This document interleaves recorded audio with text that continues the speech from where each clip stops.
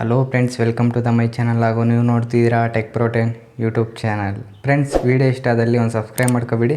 ಹಾಗೆ video start ಮಾಡೋಣ ಬನ್ನಿ.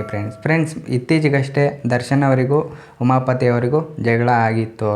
ಆದರೆ ನಿರ್ಮಾಪಕ ಉಮಾಪತಿ ಅವರಿಗೆ ನಟ ದರ್ಶನ್ ಅವರು ಅವಹೇಳನಕಾರಿಯಾಗಿ ಮಾತನಾಡಿದ್ದಾರೆ ಎಂದು ಕನ್ನಡ ಪರ ಸಂಘಟನೆಯ ಕನ್ನಡ ಅನ್ನೋ ಶಫಿ ಅನ್ನುವರು ಕರ್ನಾಟಕದ ಚಲನಚಿತ್ರ ವಾಣಿಜ್ಯ ಮಂಡಳಿಗೆ ದೂರನ್ನು ನೀಡಿದ್ದರು. ದರ್ಶನ್ ಮೇಲೆ ಶಿಸ್ತು ಕ್ರಮ ತೆಗೆದುಕೊಳ್ಳಬೇಕು ಎಂದು ದೂರಿನಲ್ಲಿ ಉಲ್ಲೇಖಿಸಿದ್ದರು. ಇದೀಗ ಶಫಿ ಉಲ್ಟಾ ಹೊಡೆದಿದ್ದಾರೆ ಫ್ರೆಂಡ್ಸ್. ಅದೇನೆಂದರೆ, ಮೊನ್ನೆಯಷ್ಟೇ ದೂರು ನೀಡಿದ್ದ ಕನ್ನಡ ಶಫಿ ಅವರು ಇದೀಗ ದರ್ಶನ್ ಮತ್ತು ಅವರ ಅಭಿಮಾನಿಗಳಿಗೆ ಕ್ಷಮೆ ಕೇಳಿ ದೂರು ವಾಪಸ್ ಪಡೆದುಕೊಳ್ಳುವುದಾಗಿ ತಿಳಿಸಿದ್ದಾರೆ. ದರ್ಶನ್ ಅವರಿಗೆ ಶಫಿ ಬಾಯಿಗೆ ಬಂದಂತೆ ಬೈದಿದ್ದರು. ಈ ವಿಡಿಯೋ ವೈರಲ್ ಕೂಡ ಆಗಿತ್ತು ಫ್ರೆಂಡ್ಸ್.